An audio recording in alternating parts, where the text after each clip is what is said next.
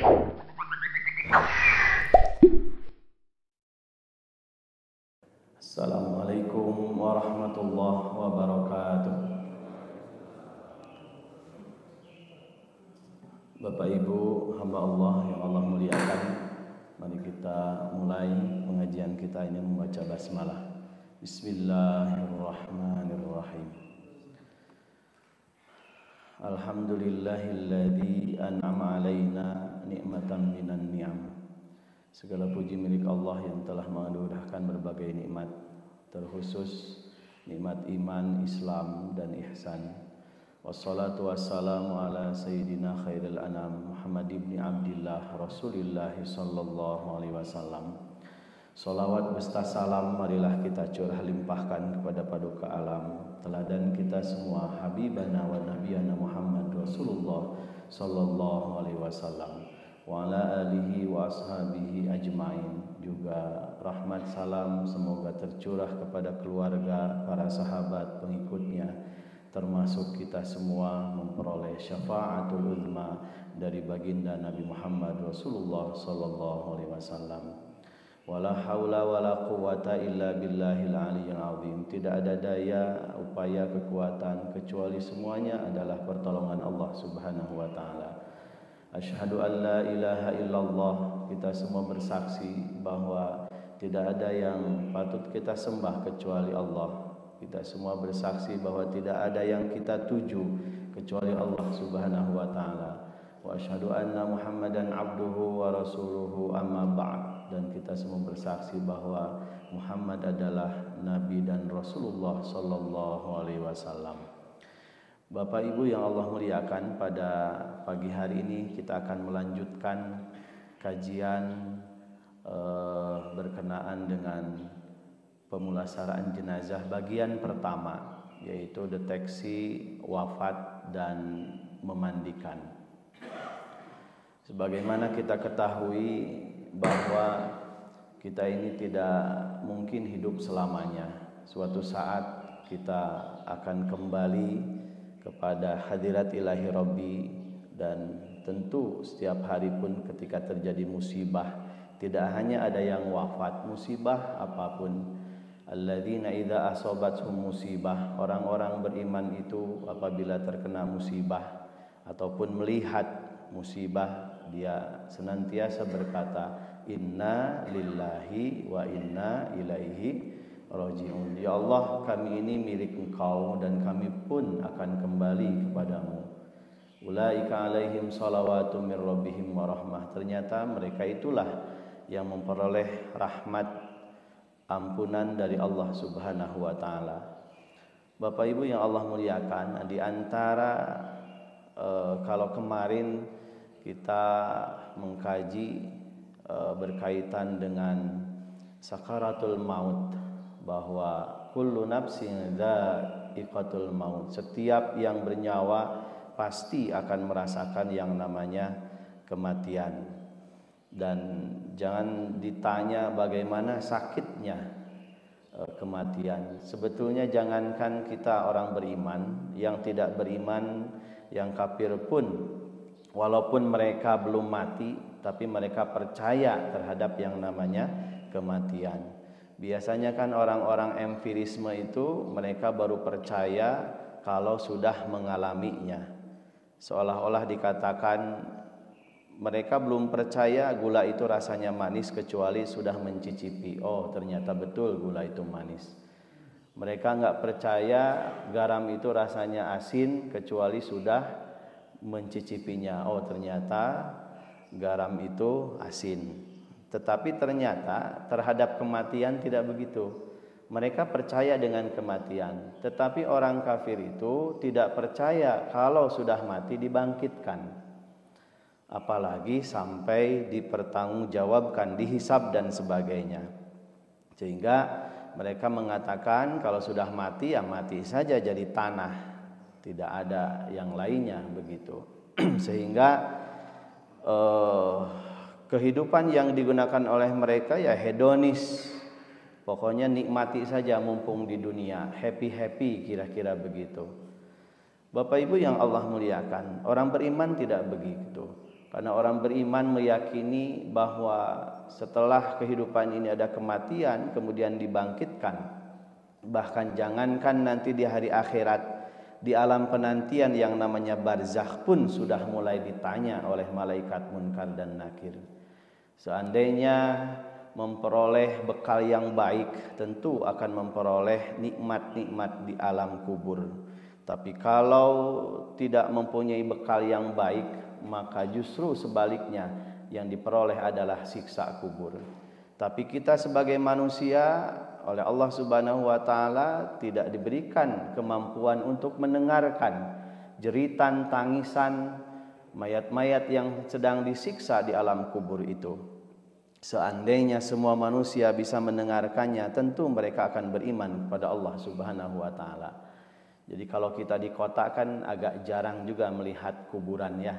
Tapi kalau Bapak Ibu ke kabupaten misalnya ke ke Pamengpeuk, Ranca Engang itu hampir tiap gang, kadang-kadang ini rumah kamar tidur hanya jarak 1 meter itu makam. Tapi kan tetap saja kalau karena sudah terbiasa dan tidak terdengar apa-apa, biasa-biasa saja. Nah, Bapak Ibu yang Allah muliakan, kita akan memasuki pemulasaran jenazah. Alangkah indahnya tentu jika yang mengurus itu semua adalah anak-anak kita. Tetapi ketika anak kita tidak mampu atau tidak mengetahui, ya berarti harus yang dipercaya. Misalnya amil ya, atau ustadz, mayat laki-laki, mayat perempuan, ustazah dan sebagainya, karena tidak diperbolehkan juga walaupun sudah jadi mayat misalnya. Kalau mayatnya perempuan oleh laki-laki pun tidak diperbolehkan walaupun sudah menjadi mayat. Karena ada etikanya, ada adab yang harus kemudian dilaksanakan. Bapak Ibu yang Allah muliakan, proses perawatan jenazah, pemulasaran jenazah itu adalah proses perawatan jenazah meliputi kegiatan memandikan, mengkafani.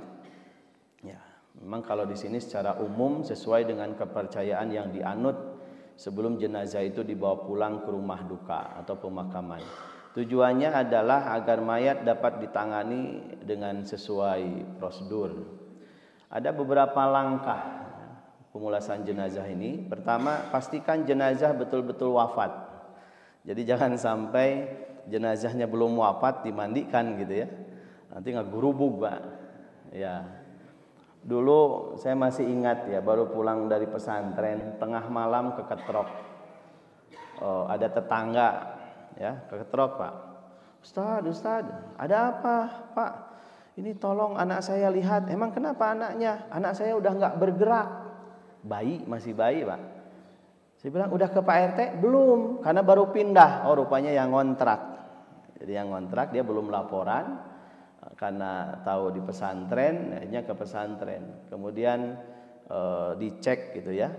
Nah, ini kan pengetahuan seperti ini penting juga. Kalau kita tidak tahu ya datangkanlah ahlinya, dokter atau bidan atau siapa.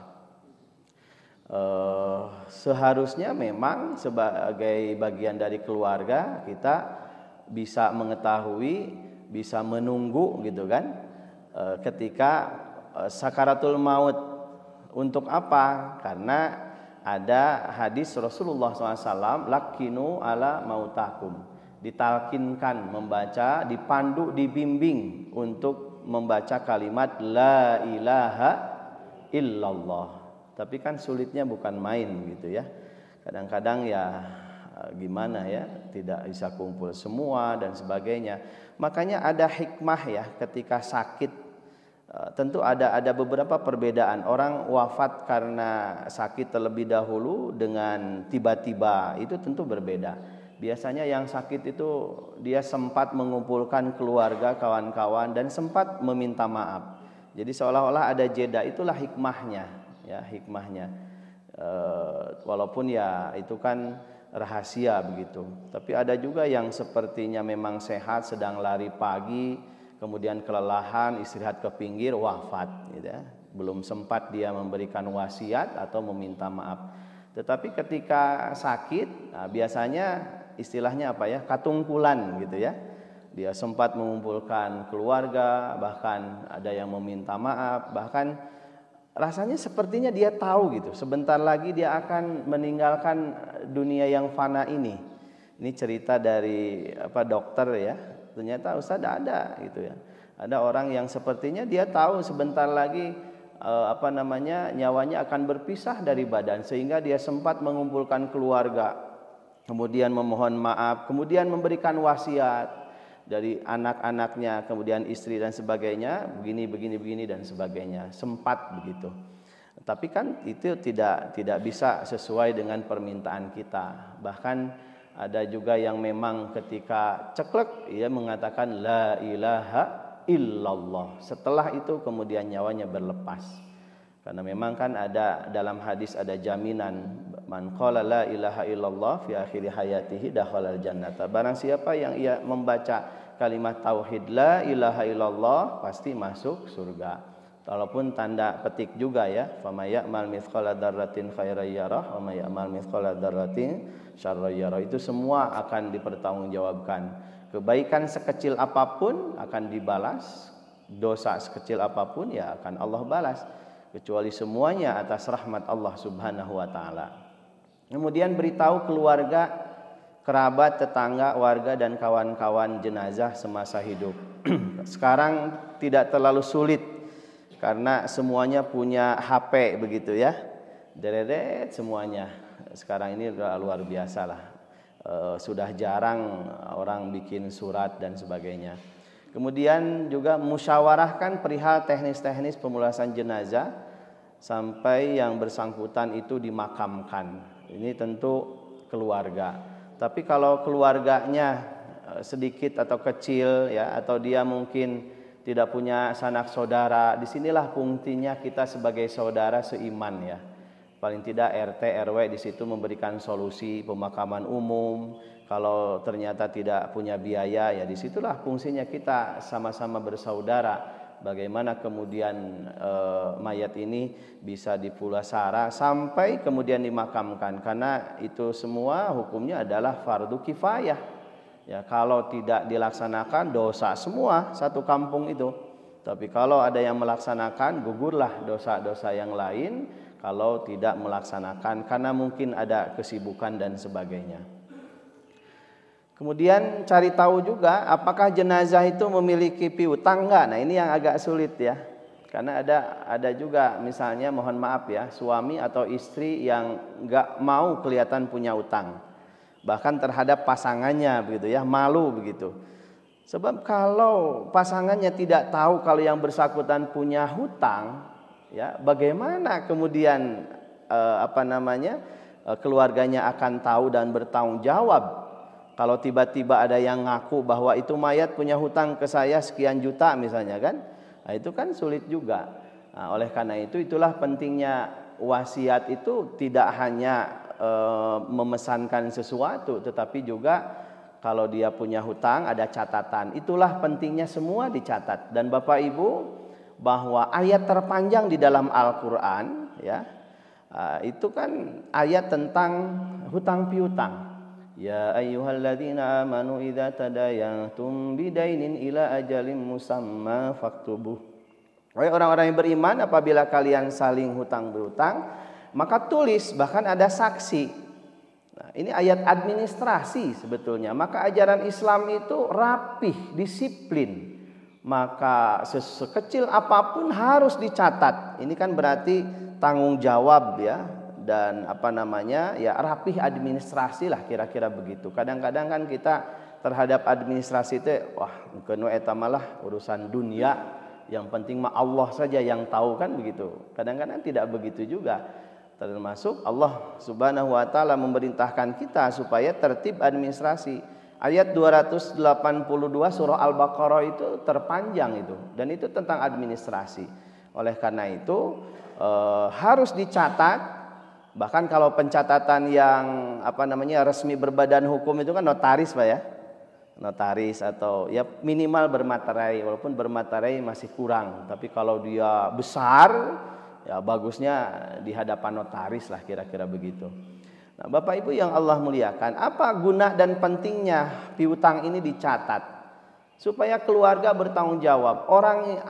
Jika anak-anaknya soleh pasti dia bertanggung jawab. Hutang berapapun ayah atau ibunya pasti akan bayar. Kenapa? Kalau tidak dibayar, tidak diselesaikan di dunia, maka nanti akan diselesaikan di mana? Di akhirat. Ya, di akhirat nanti itu. Nah, itulah makanya harus betul-betul tertib. Makanya kan biasanya sebelum dimakamkan, setelah selesai mensalatkan jenazah, wakil dari keluarga itu kemudian bertanya kan.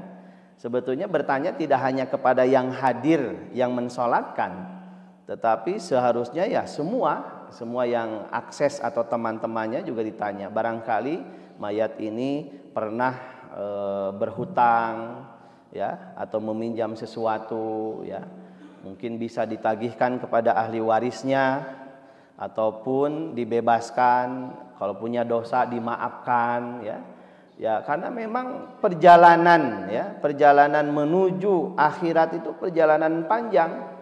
Dan Bapak Ibu jangankan ketika kita sudah wafat, sebelum wafat saja kalau Bapak Ibu akan berangkat jauh misalnya kan, atau ya umroh ataupun haji, ya, sebaiknya seperti itu, kita memohon maaf gitu ya, dibebaskan dan sebagainya. Supaya apa? Supaya perjalanan kita itu ya lancar, tidak ada unek-unek ya dan sebagainya, dan kita menunggu doa-doa dari saudara-saudara kita tersebut. Bapak Ibu yang Allah muliakan, karena memang dalam berbagai literatur itu disebutkan ya, di antara yang harus disegerakan itu adalah hutang piutang.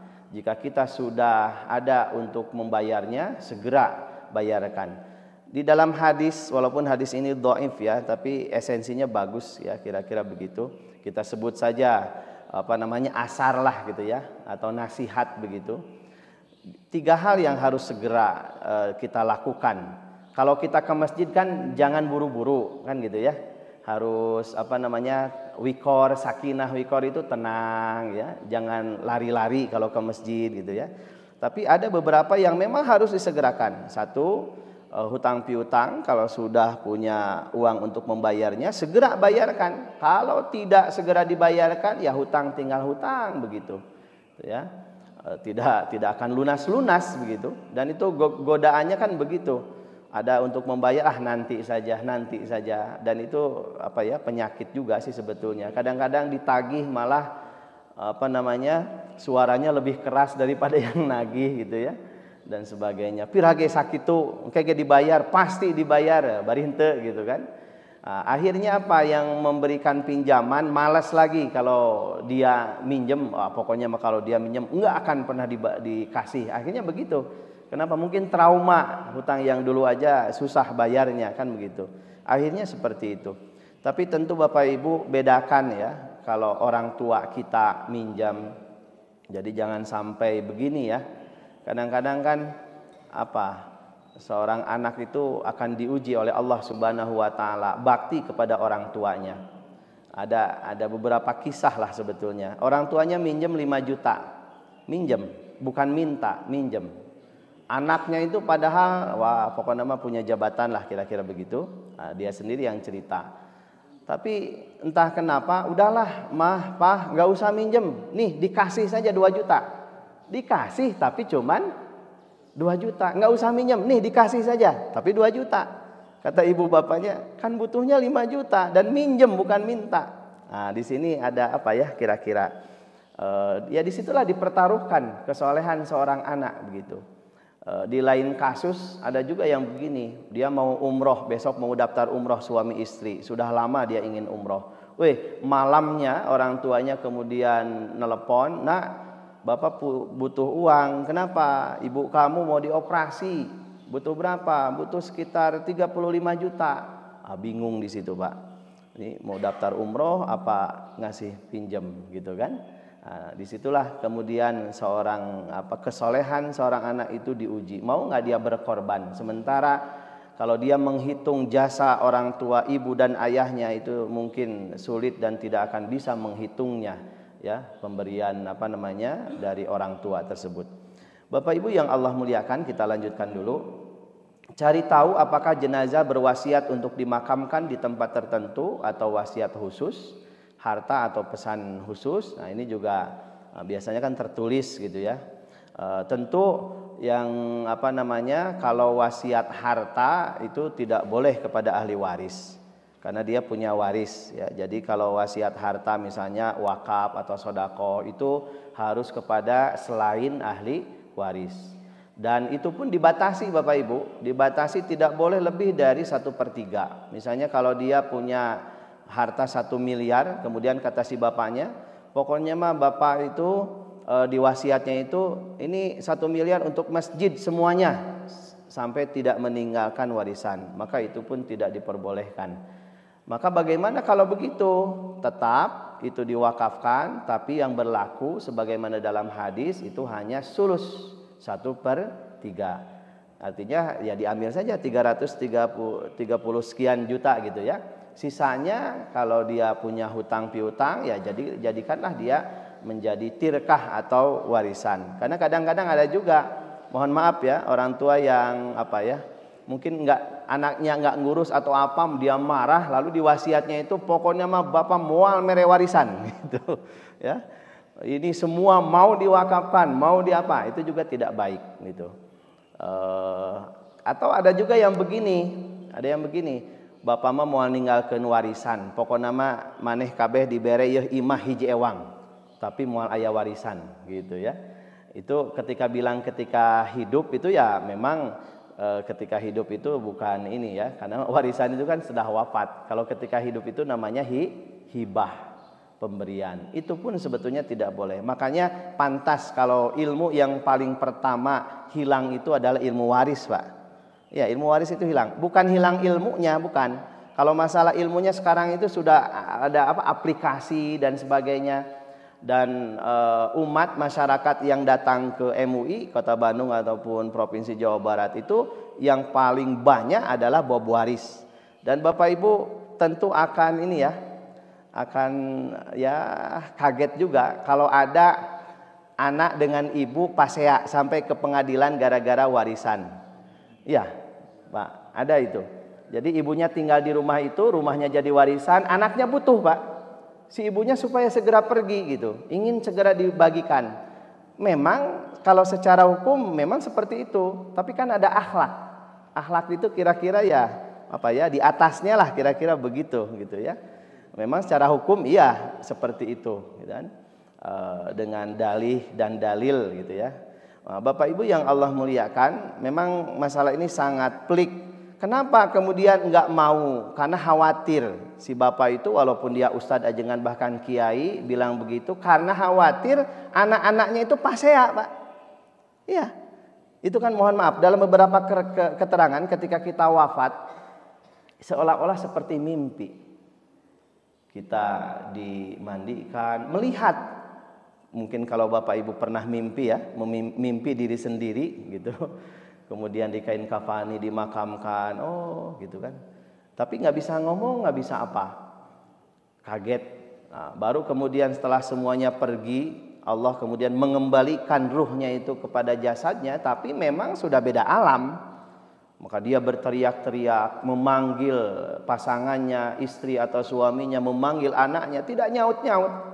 Ya, nah disitulah baru dia sadar, minta pertolongan. Oh, ternyata saya ini telah mati. Maka dia minta pertolongan kepada Allah Subhanahu wa taala. Nah, tapi itu bagian khusus, nanti kita juga akan ke sana ya, tentang alam barzakh dan sebagainya. Bapak Ibu yang Allah muliakan, kita lanjutkan terlebih dahulu. Selesai menguburkan, lebih baik keluarga berkumpul untuk membicarakan perihal hutang mayit, wasiat mayit, waris mayit dan sebagainya. Jadi tadi kalau ada yang memang bagusnya begini ya, mohon yang pernah dihutangi oleh almarhum atau almarhumah membawa faktur atau bukti. Nah ini masalahnya ketika tidak ada catatan Bapak Ibu, hanya sebagai pengakuan atau tidak ada saksi. Kalau ada saksi agak mending ya. Ada saksi agak kuat. Ini saksi nggak ada, catatan nggak ada, coba mau bagaimana gitu kan. Nah itulah pentingnya tadi. Kenapa ayat administrasi itu ayat terpanjang dalam surah Al-Baqarah 282. Karena ternyata kita ini apa ya, malaweng. Malaweng itu apa ya? Kurang perhatian terhadap masalah administrasi. Rasanya administrasi itu masalah dunia, kira-kira begitu. Padahal tidak, itu akhirat juga. Bukankah ketika kita nanti disuruh baca apa? Baca catatan amal itu kan administrasi sebetulnya. Iqra kitabaka kafa binafsikal yauma 'alaika hasiba. Surah Al-Isra itu. Nah, Bapak Ibu yang Allah muliakan, hutangnya, kemudian wasiat dan waris. Dan ini jadi masalah Bapak Ibu. Seringkali masyarakat itu konsultasi, tapi kemudian ahli warisnya sudah pada wafat, Mak. Ini wafat, ini wafat, ini wafat. Wah, udah itu. Sampai baru sudah 40 tahun baru datang. Wah, itu kan sulit ngitungnya itu. Ya. Akhirnya ada beberapa versi dan sebagainya. Yang kemudian ahli warisnya juga sampai kepada keponakan laki-laki misalnya atau cucu dan sebagainya. Padahal sudah lama begitu. Nah, itulah kenapa harus segera, walaupun tadi ya ada akhlak, ada apa gitu ya. Hitung aja dulu kan gitu ya. Kalau misalnya dia berupa tanah atau sawah yang memang sulit dijual, tapi dihitung duluan kan prosentase nggak apa, nanti dikonversi kira-kira begitu. Oh, ini kebagian 1/8 karena punya anak ya. Ibu atau ayah kebagian 1/6 karena ada anak misalnya kan. Laki-laki 2 bagian dari perempuan dan sebagainya. Bapak Ibu yang Allah muliakan, bagaimana memastikan jenazah betul-betul wafat? Nah, ini dipegang urat nadinya.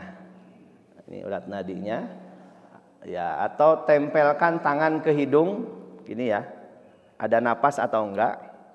Tapi jangan sampai si mayat nahan nggak bernapas. Kacau juga itu. Atau menggunakan gelas kaca, ada kan? Ada itunya Pak ya. Atau menggunakan stetoskop, alat pendengar jantung, lalu diamkan sekitar 2 jam. Jadi jangan sampai, oh sudah wafat, udah digotong langsung dimandikan gitu. Diamkan dulu, ya. Kenapa? Karena bisa jadi ini secara medis Pak. Saya juga bukan kata saya, secara medis diamkan dulu. Karena ada juga yang kemudian secara medis memang sudah berhenti, tapi ternyata belum waktunya wafat. Orang bilang mati suri atau apalah, ya memang belum waktunya gitu kan. Yaitu gejala atau apa. Kayak kita bersin kenapa harus bertahmid ya? Alhamdulillah, itu kan semua diam. Anggota tubuh kita diam, nggak tahu ya per detik second apa ya di bawah itu, diam semua. Kan tidak sedikit juga yang kemudian kayak yang keselak dan sebagainya, itu bisa diam selama-lamanya kan begitu. Bapak Ibu yang Allah muliakan, ini stetoskop ya. Ini urat nadi. Jadi pastikan betul-betul wafat. Kalau enggak ya nanti bangun lagi gitu ya. Jadi kadang-kadang untuk memastikan ini udah betul-betul wafat atau enggak itu kan kadang-kadang kita juga bingung gitu ya. Nah, biasanya Bapak Ibu kalau langkah yang tadi ya, urat nadi kemudian menempelkan tangan ke hidungnya, oh enggak ada dan sebagainya. Itu dari kaki udah kelihatan. Yang tadinya anget ya, dingin gitu. Yang tadinya lentur kalau udah lama kan kaku. Pak ya? Dan itu sebetulnya ketika sakaratul maut juga udah kelihatan. Jadi dipegang ujung kakinya gitu ya. Oh, ini udah mulai dingin. Ujung kakinya dingin, tapi bagian perut misalnya masih panas. Napasnya kadang-kadang masih ada gitu ya. Jadi napas yang nyawa itu kan nanti di sini di tenggorokan. Kalau sudah tenggorokan sudah tidak ada lagi pertaubatan begitu. Nah, biasanya terbujur kaku dan sebagainya, termasuk tadi yang harus segera selain hutang piutang yang harus segera diselesaikan itu mayat. Jadi harus segera dikuburkan ya, harus segera dikuburkan. Dan yang ketiga yang harus disegerakan itu kalau Bapak Ibu punya anak perempuan sudah waktunya menikah ya, cukup usia umur dan dia memang mau menikah ya, carikan segera dia nikahkan. beritahu keluarga, kerabat, tetangga, warga dan kawan-kawan jenazah masa hidup. Ya, anak, istri, orang tua, saudara, kerabat, tetangga, semuanya begitu kasih tahu dan mohonkan maaf atas nama jenazah almarhum atau almarhumah. Kadang-kadang ada apa namanya ya? Kalau Nabi kan lahir di Mekah, wafat di Madinah, dimakamkannya di mana? Madinah. Sunnahnya seperti itu ya. Bapak Ibu misalnya kita lahir di Bandung, wafat di Mekah, ya sudah di Mekah saja. Atau wafat di Amerika, atau saya di Amerika. Wafat di mana, atau saya di situ. Tapi kadang-kadang budaya kita nggak begitu ya. Nggak begitu. Pokoknya dibawa pulang, berapapun ongkosnya, gitu Pak ya. Iya. Padahal kadia ge atas jantan mayat mau hirup deui, mau tiasa diajak ngobrol kan begitu. Tapi nggak tahu kenapa ya, ini mungkin bagian dari kearifan lokal kita gitu ya. Saking cintanya kepada keluarga, nggak jadi mayatnya pokoknya mah canak we kadia kan gitu. Karena mungkin berbeda gitu ya. Intinya sih sebetulnya bukan berarti tidak boleh. Islam itu tidak membuat sulit kira-kira begitu. Kalau memang itu mudah, ya sudah gitu kan. Kalau tidak ada biaya dan sebagainya, jadi kadang ada begini, donasi apa? Untuk mengantarkan mayat dari negara anu ke anu. Kan itu kan mempersulit orang juga kira-kira begitu ya. Sudah ikhlaskan saja. Di sana juga ada yang ngurus, ya, ada yang ngurus sampai memandikan, mengkafani, mensolatkan, mengkuburkan kira-kira begitu. Pastikan itu terjadi ya sudah selesai.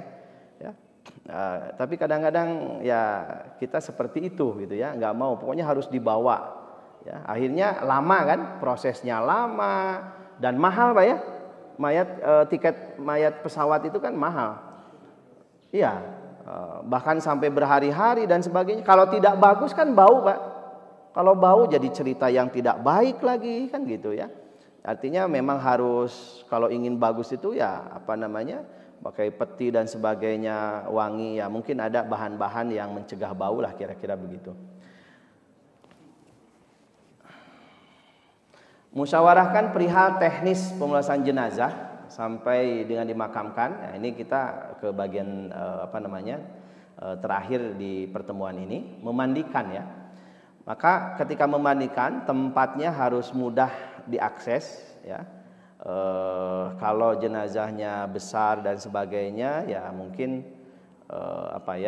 ya kalau sekarang sih sudah ada pasaran itu sudah plus itu Pak ya kalau nggak salah ya. Ada pasaran tapi sudah plus untuk memandikan ya. Ada lubangnya, ada selangnya lebih tinggi ya, sudah praktis lah sebetulnya ya. Walaupun tidak semua masjid punya ya. Saya kira di masjid pasti sudah siap lah pasaran termasuk juga perlengkapannya gitu ya. Kemudian tempat itu harus tertutup, ditutup dengan kain dan yang berkepentingan saja yang boleh masuk. Jadi tidak bebas begitu. Ya, iya. Kenapa? Ya, walaupun dia sudah wafat kan ada aurat, kan kira-kira begitu. Mungkin dia ada aib, maka yang memandikan, mengkafani dan sebagainya itu orangnya harus amanah. Jangan sampai ada aib lalu dia cerita, oh si anu mah gini, badannya gini, enggak boleh itu. Ya, enggak boleh seperti itu. Itu ya berdosa juga, apalagi nanti termasuk menggunjing yang sudah tidak ada itu ya. Disiapkan tempat khusus untuk memandikan dengan sistem air yang mudah diakses dan dibuang. Nah, ada selangnya, ya, pelan-pelan. Nah, ini makan ini ya, patung gitu ya. Jadi ketika memandikan juga tidak boleh klak. Artinya auratnya tertutup. Nah, karena ini laki-laki ya yang tertutup itu antara tuur lutut sampai ini udal ya. Udal itu? Perut ya. Ini ya kalau perempuan semuanya kan begitu. Nanti dikodok. Sama perempuan juga sama. Jadi jangan sampai begini, keun we da geus maot ieu pokona mah boleh klak we teu naon. Aduh, enggak boleh. Nanti lamun mayatna hudang kumaha ibu? Isin gitu kan? Isineun ya. Jadi tetap ketika kita memandikan dan memang ada niatnya juga, ada tata cara dan sebagainya. Tentu alangkah baiknya sekali lagi kalau yang memandikan ini orang yang terdekat ya, anaknya kira-kira gitu ya. Kalau bapaknya anak laki-laki, kalau ibunya yang wafat ya anak perempuan. Kalau anaknya sedikit ya mungkin saudaranya atau dia jamaah gitu ya. Yang jelas tadi dia harus sanggup menutup tidak berbicara. Kalau di jenazah ada aib di badannya, tidak boleh dia bercerita dan sebagainya. Itu sulit Bapak Ibu ya. Kalau kita tahu aib orang itu sulit itu amanah juga itu. Makanya lebih baik kita tidak tahulah aib orang itu.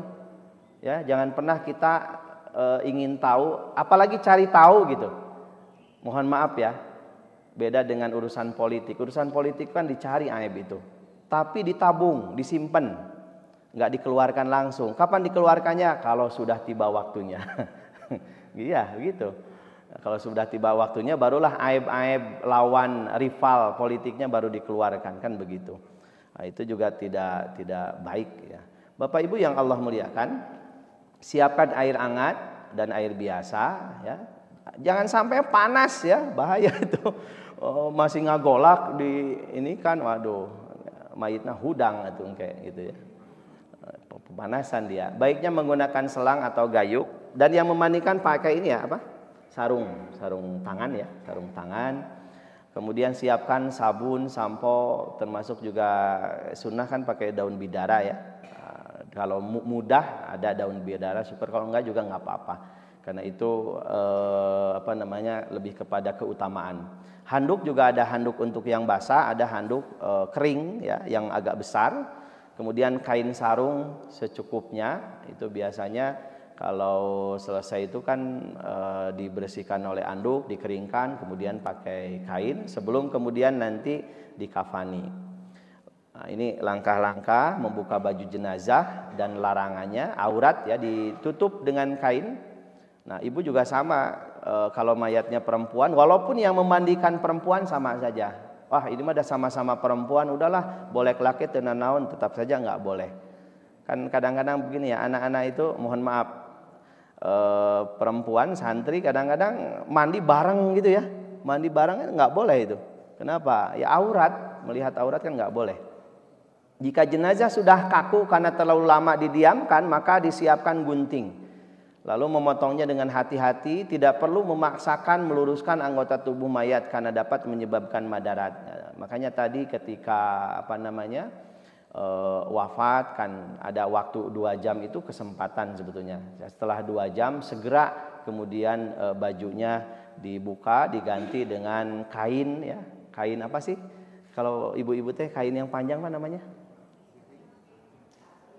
Samping ya, bukan sarung ya. Kalau sarung kan agak susah Pak, harus digitu. Kalau samping mudah gitu ya. Nah, pakai samping. Jadi nanti ketika dimandikan itu udah pakai samping, tidak lagi pakai baju. Tapi kalau memang nggak ada yang ngurus, udah pakai baju, kan udah lama kan kaku Bu. Udah misalnya dia begini ya, gini aja terus. Atau dia posisinya gimana? Ini nggak susah itu. Kalau dipaksakan potong Pak. Ya, kumaha mun mayit ada nyeri gitu kan. Jadi ada adab dan etikanya juga. Biarkan saja, tidak usah dipaksakan. Nah, setelah jenazah terlentang dan siap dimandikan, maka amil, siapa amil itu ya? Yang mimpin lah kira-kira gitu ya. Ketua tim yang memandikan itu berniat memandikan mayat ya. Nawaitul gusla adaan an hadal mayyiti lillahi ta'ala. Saya niat memandikan untuk memenuhi kewajiban dari mayit. Ini kalau laki-laki ya, mayiti karena Allah Ta'ala. Kalau perempuan an hadhil mayyitati. Nah, jadi memang jadi tidak hanya sekedar mandi kan, Bapak Ibu juga kalau adus harus niat kan, bukan mandi biasa ya. Kalau adus harus niat. Jadi itulah ajaran Islam ya, innamal a'malu binniyat. Segala sesuatu itu harus ada niatnya. Dan niat itu kalau menurut Imam Syafi'i itu kan termasuk sah ya, kesahan. Kalau Imam Hanafi kesempurnaan. Kalau tidak dengan Arabnya ya dengan bahasa kita saja, karena niat kan di dalam hati ya. Tapi perlu juga kalau amil itu kemudian dilafalkan supaya yang lain tahu, oh ternyata ada niatnya ya. itu fungsinya dilafalkan. Dilanjutkan dengan memeriksa kuku jenazah, apabila panjang sebaiknya dipotong, lalu periksa rambut ketiak, jika panjang sebaiknya dicukur terlebih dahulu. Kecuali rambut kemaluan itu tidak perlu ya diperiksa atau dicukur.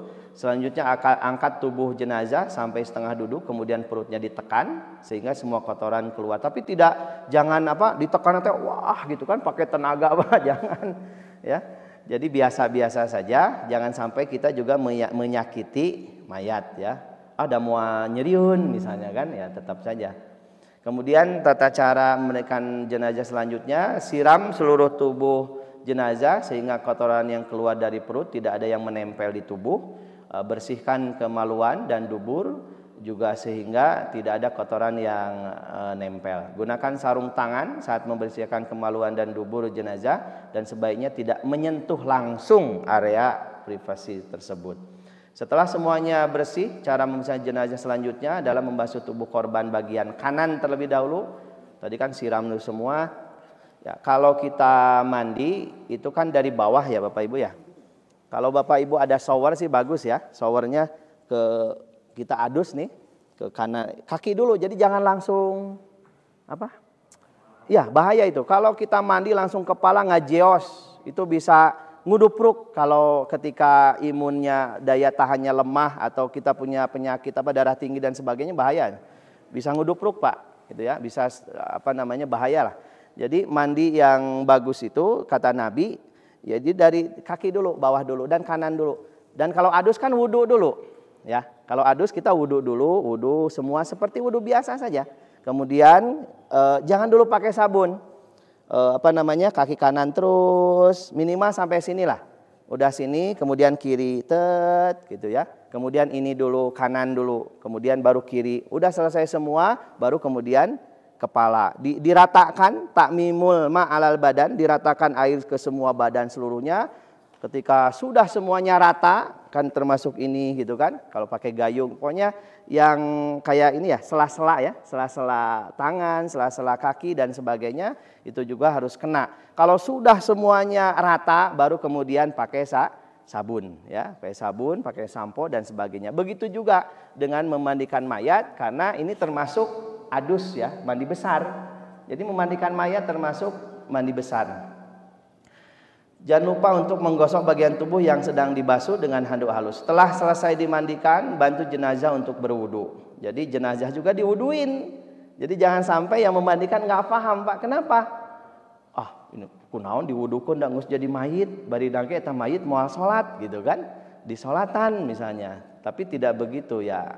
Syariatnya, aturannya memang begitu.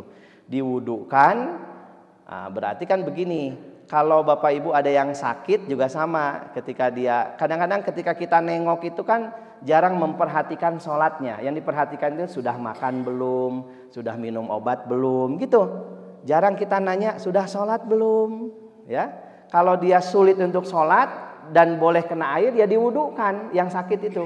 Kemudian dibantu sholatnya, apakah sholatnya sambil duduk atau terlentang sesuai dengan kemampuan yang sakit. Nah, ini mayat juga sama, dia diwudukan. Tuntunan wudhu untuk jenazah tidak perlu memasukkan air ke mulut, jadi kumur-kumur nggak usah gitu ya.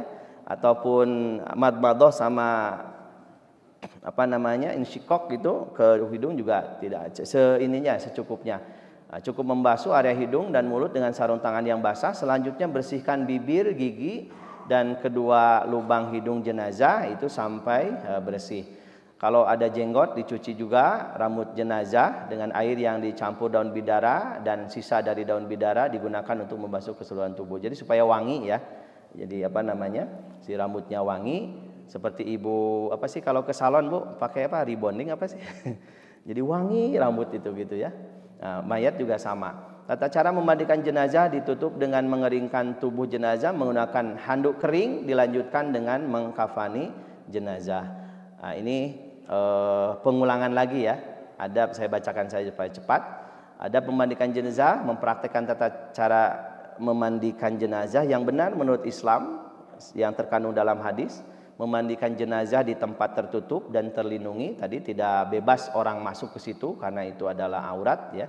Menutup aurat jenazah saat memandikan, menutup aurat diri saat memandikan jenazah, Memandikan jenazah dengan lembut, membersihkan najis pada jenazah saat memandikan jenazah, merapikan jenazah setelah dimandikan. Setelah mempraktekkan tata cara memandikan jenazah, umat muslim yang ikut memandikan jenazah diwajibkan untuk menutup aib dari jenazah. Wallahu a'lam.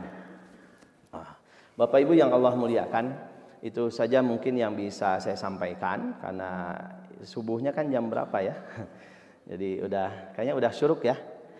Silahkan kalau ada yang bertanya Bapak Ibu silahkan seputar deteksi wafat dan memandikan. Tapi kalau ada yang lain boleh. Silahkan Bu. Waalaikumsalam warahmatullahi wabarakatuh.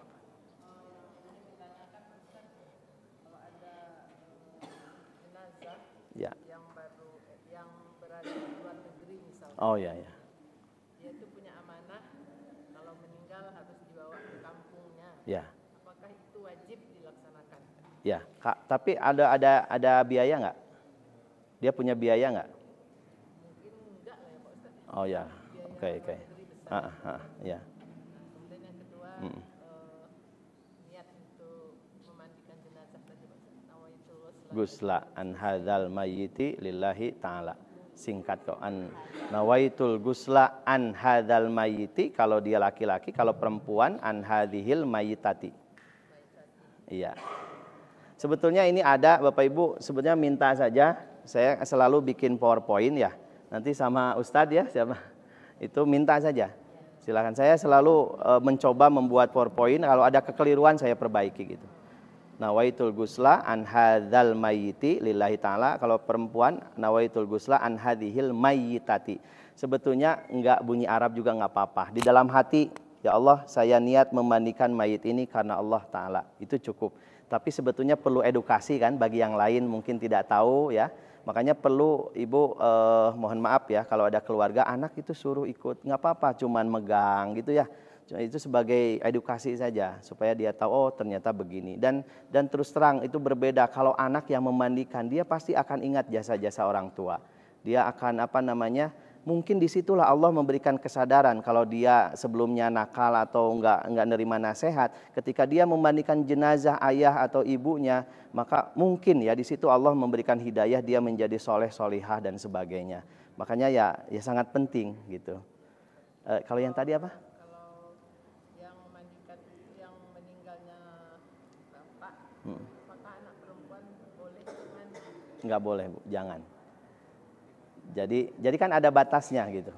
Jadi bagusnya laki-laki lagi. Karena jangankan itu tidur kalau anak sudah balik, walaupun adik kakak, walaupun bapak kan tetap saja nggak boleh. Ini kan anak saya, tapi usianya udah 17 tahun, udah balik, tetap saya nggak boleh satu kasur. Adik kakak pun sama. Jadi kalau dia sudah balik itu, walaupun adik kakak dia harus dipisah. Kalau istri suami boleh? Hah? Ya. Ya, kalau sendirian nggak boleh, nggak apa-apa Bu, boleh. Tapi masalahnya kan rame-rame, banyak. Tapi kalau misalnya yang lain suruh keluar, jadi jangan sampai campur saja. Misalnya suami kita meninggal, ibu ingin gitu ya, ya boleh. Kalau sendirian boleh, silahkan sendirian boleh gitu kan. Tapi kan masalahnya ada laki-laki lain, ya ada laki-laki lain itu. Betul, nggak boleh campur itu gitu.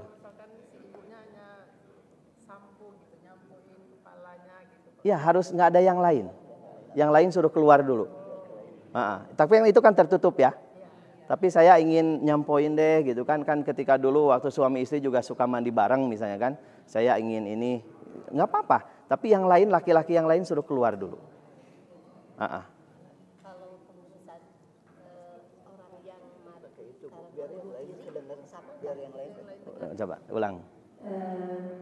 Kalau pengurusan jenazah orang yang mati karena bunuh diri sama enggak? Ya. Oh ya. Oke, saya jawab di situ ya. Supaya yang lain dengar. Saya jawab yang terakhir dulu ya.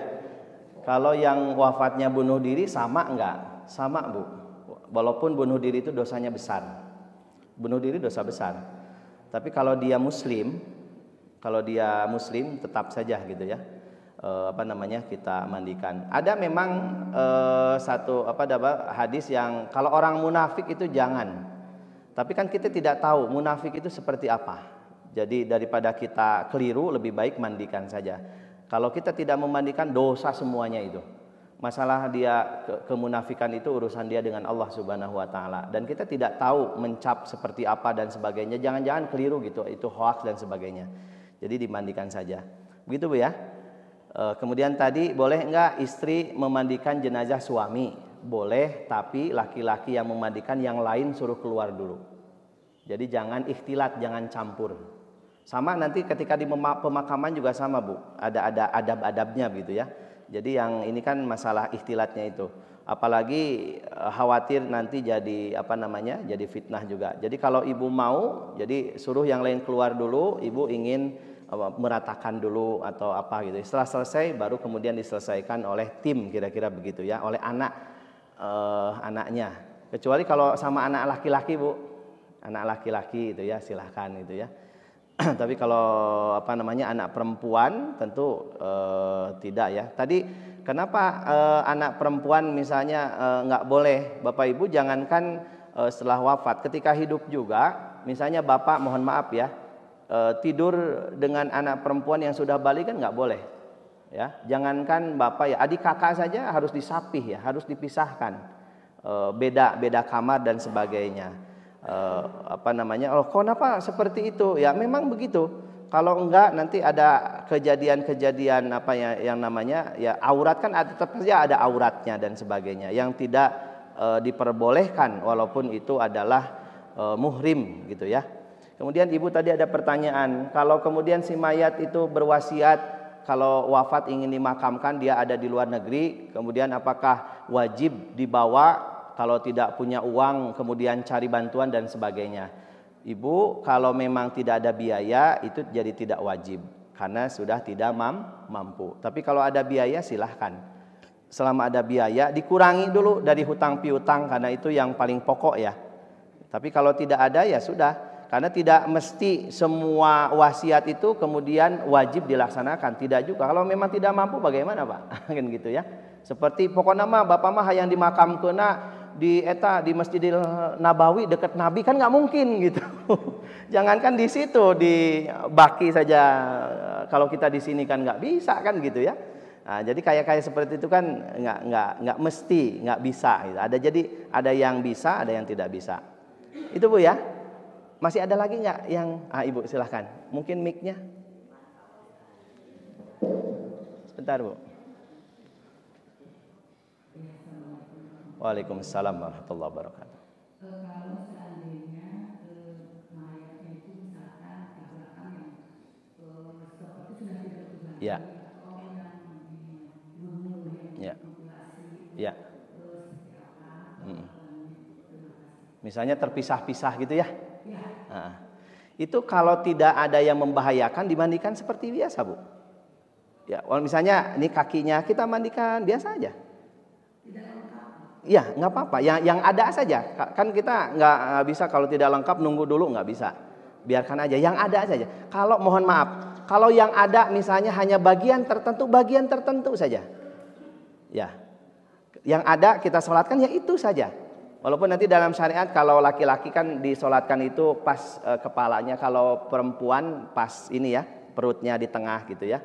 Jadi kecuali kayak kemarin COVID itu beda lagi. Karena ada bahaya di situ ya, bahaya menyebar virus dan sebagainya. Ya, kemudian muncul beberapa fatwa termasuk dari MUI dalam hal tata cara memandikan mayat yang terkena virus gitu ya.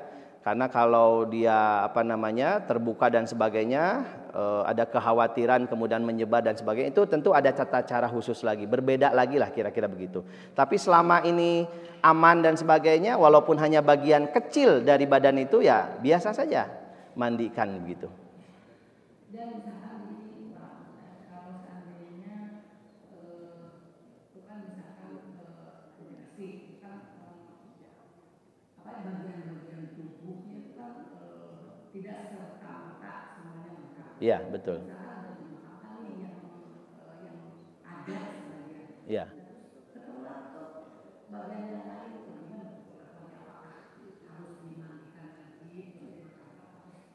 sudah cukup. Nah, kalau dia sudah termasuk misalnya dimandikan, sudah disolatkan hanya bagian tertentu. Bahkan kalau nggak ada sama sekali misalnya, kalau nggak ada sama sekali kan ada syariat sholat gaib misalnya kan. Kalau tubuhnya nggak ada, ini tubuhnya ada, kemudian sudah dimakamkan, beberapa hari kemudian ketemu, betul ya, ketemu tes DNA ternyata benar, itu tidak perlu karena sudah, ya terwakili. Iya langsung saja. Apalagi kalau sudah duluan dimakamkan, ketemunya 3 hari kemudian potongan badannya ketemu, itu tidak perlu lagi karena sudah. Cukup Bu ya? Sama-sama. Dari Bapak mungkin sebentar. Waalaikumsalam warahmatullahi wabarakatuh. Itunya Pak mungkin.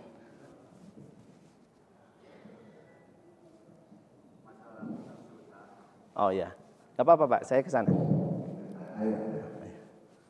Ya, silakan. Tadi kan biasanya kalau mayat mau disolatkan ditanyakan siapa yang mungkin mayat itu punya hutang. Ya. Tetapi kalau misalkan justru mayat itu mengutangkan. Oh ya betul. Ya. Tidak sempat memberitahu kepada keluarga itu gimana? Ya betul Pak. Ya. Waalaikumsalam warahmatullahi wabarakatuh. Luar biasa ya, itu yang saya ketinggalan. Nah itu urusan yang meminjam Pak. Kalau bagi mayat mungkin nggak masalah ya, tapi yang jadi bermasalah itu adalah bagi mereka yang pernah meminjam kepada mayat. Lalu kepada siapa? Ya kepada ahli waris Pak.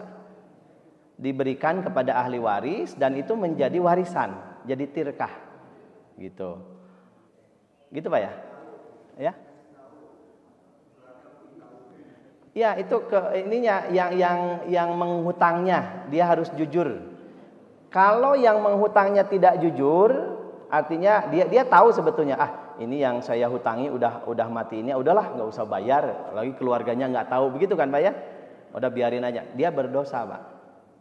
Iya dia berdosa kalau tidak dikembalikan. Lalu kepada siapa kembalikan? Kepada ahli waris. Nanti ada masalah muncul. Bagaimana kalau orang yang kita piutangi nggak ada? Misalnya mohon maaf Bapak dulu mungkin pernah minjem 1.000 rupiah gitu. Walaupun 1.000 kan tetap uang Pak. Kita mau bayar Pak, orangnya nggak tahu entah di mana, dilacak nggak ini, tapi kita takut. Kenapa? Sebab kalau tidak selesai di dunia akan diselesaikan di akhirat. Coba kira-kira bagaimana membayar hutang sementara kita tahu orang yang kita pinjami itu nggak ada akses, kan begitu Pak. Ahli waris nggak ada, kawan nggak ada, pokoknya mah udahlah hilang kontak, mungkin sudah wafat dan sebagainya. Maka Bapak Ibu ada cara ya, cara yang bijak. Bapak Ibu bayarkan saja itu hutangnya itu kepada Allah Subhanahu Wa Taala melalui apa? Melalui kotak amal. Iya, itu cara yang terbaik. Allah itu Maha Pengampun. Ya Allah, saya niat, saya punya hutang kepada dia, tapi saya udah cari-cari bertahun-tahun nggak ketemu ya Allah. Dan saya khawatir gitu kan, kalau ini kemudian tidak dilakukan, walaupun nanti kalau saya ketemu akan saya bayar. Jadi kalau ketemu lagi ya dibayar kan, tetap saja. Kalau suatu saat ketemu bayar Pak, karena itu ihtiyat. Nah, kira-kira bayarnya seperti itu. Jadi ya mudah lah, Islam itu tidak sulit. Jadi tadi Pak kejujuran kalau memang makanya pentingnya dicatat itu seperti itu, baik mayat yang berhutang atau mayat yang menghutangkan, keluarga tahu. Maka disitulah di keluarga itu harus terbuka ya, harus terbuka itu seperti itu, urusan administrasi dan sebagainya. Dan masalah ini akan dibawa sampai ke akhirat kan, masalahnya begitu. Semuanya harus diselesaikan oleh keluarga, termasuk tadi yang mengutang kepada mayat itu siapa. Nanti kan punya hak ahli waris untuk menagih. Tapi kalau tidak tahu bingung Mbak ya. Kalau tidak tahu maka yang berhutang itulah dia yang bertanggung jawab, jujur atau tidak, kan begitu. Gitu saja ya Bapak Ibu. Mohon maaf mungkin sudah yang lain akan sholat isyraq juga. Demikian kajian kita kali ini. Insya Allah kita akan melanjutkan di bulan depan berkenaan dengan mengkafani dan menguburkan, bagian kedua dari pemulasaran jenazah. Benar hakikatnya dari Allah, salah dari kehilapan saya. Billahi taufik wal hidayatul inayah. Wassalamualaikum warahmatullahi wabarakatuh.